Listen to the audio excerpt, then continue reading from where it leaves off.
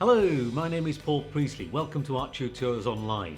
Today we're going to be drawing a figure looking up into the sky. Yes, and we're going to be drawing it with pencils, and it's going to be wonderful. So let's make a start. Come on. We're going to start the drawing with a Staedtler B pencil and a Derwent-Artists pencil, Ivory black, so it gets nice and dark. Now we're going to start with a very simple oval shape which is going to represent the head. You can see the finished drawing that we're aiming for is now on the left hand side. We're going to use the head as a measure, twice to get down to the hips and then take that measurement down to the floor.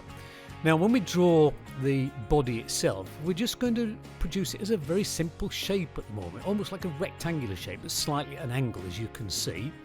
Then from the hips down we're going to draw two more rectangles to represent the legs. You see, very simple. A couple of little blobs at the bottom, you might call them feet, but we're going to call them blobs for the moment. Little blobs at the bottom, and we're going to measure the blob on the right hand side. The foot is the same width as the head. Yes, measure yours, you'll find it's the same. The arm, now you see the elbow goes into the waist. That's how long we know the arms are. The arm is then twice the length of that. So we've got our simple basic shape.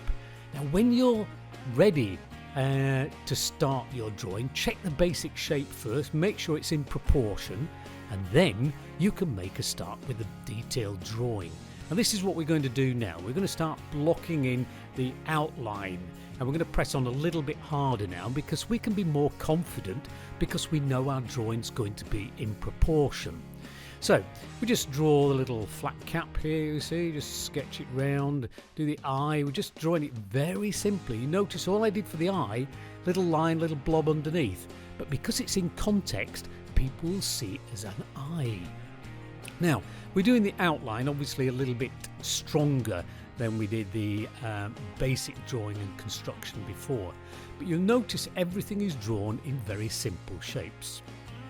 Now if you look at the pullover here, rather than just drawing a straight line around the outside as we did before, this time we're just dragging and flicking lines in, and you can see the effect this has. If you flick the line in and flick it in with confidence, you'll see it represents the folds in the material.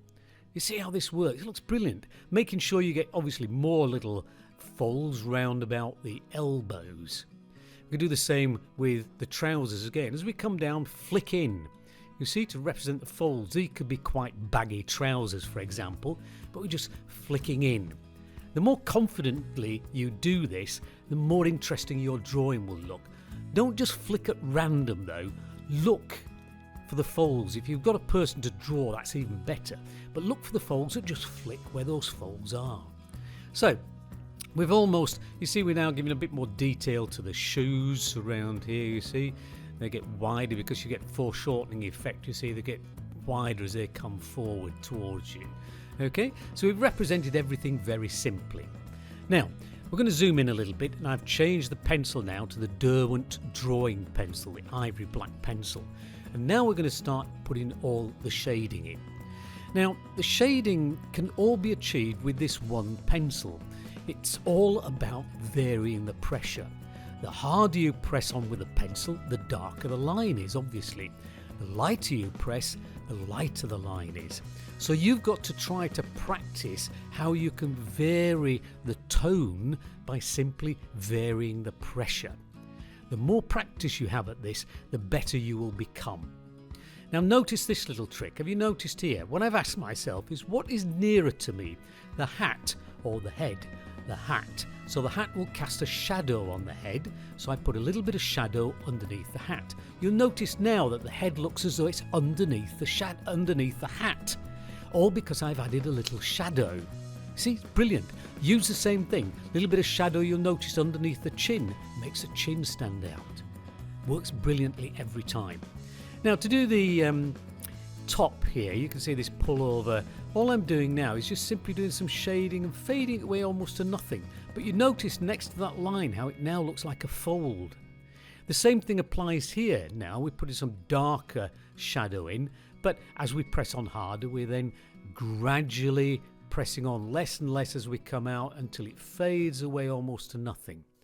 Now some of the shadows will have sharper edges to them, as you can see here.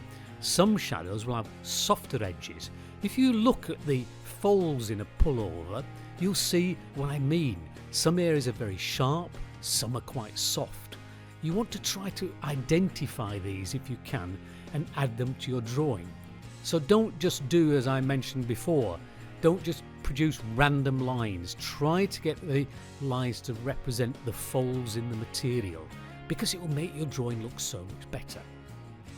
So you can see here we've finished one arm. We're now going on to the right hand side of the body, but don't shade everything. Make sure you leave some areas for highlights. You notice I've left a little strip of white then between those two bits of shading. It looks like the highlight of the fold. Sometimes you get very subtle folds, as we saw at the top near the shoulder there. I've just put a slight little bit of shading in, and that's all you need to do. So it's variety of marks that you're making on the drawing that's going to make your drawing look successful. You can see here as we're coming down, darker shadow, pressing on hard, gradually fading away to lighter shadow. The more variation you get, the more subtlety you get in your drawing, the more effective your drawing's going to look. So make sure you don't just press on the same way all the time.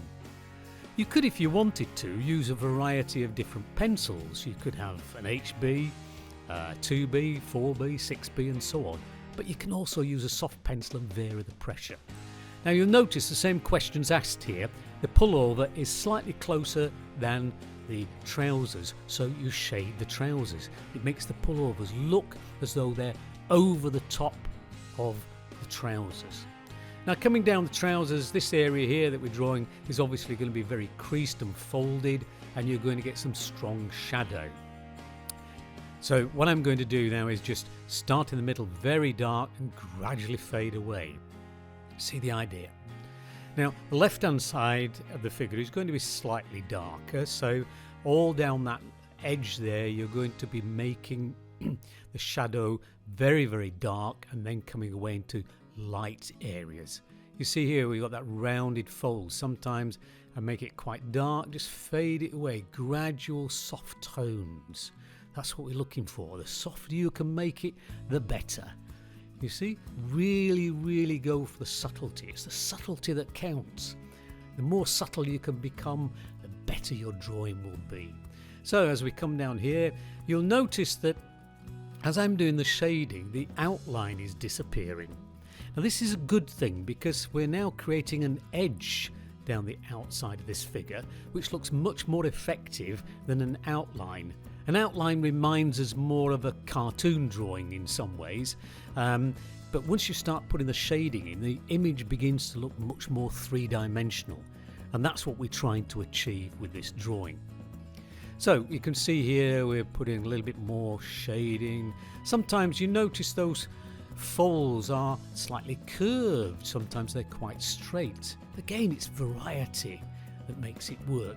Looking, you see? You'll make your marks in different ways to the way I make my marks, and that's to be glorified, because in a sense, you know, you want to make your drawing your drawing.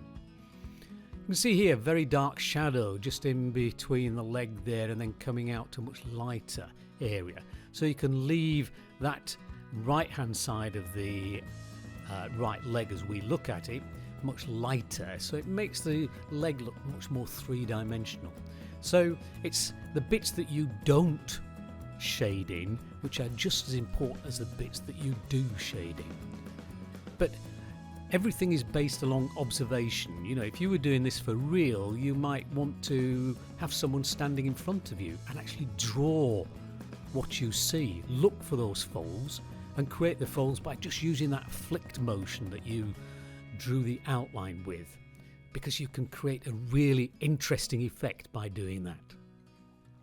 Okay, we're coming down now just to do the feet. The same thing applies. The trousers are over the shoes, so shade the top of the underneath the trousers there to make it stand out from the shoe. You see, we're just putting the shoe in here.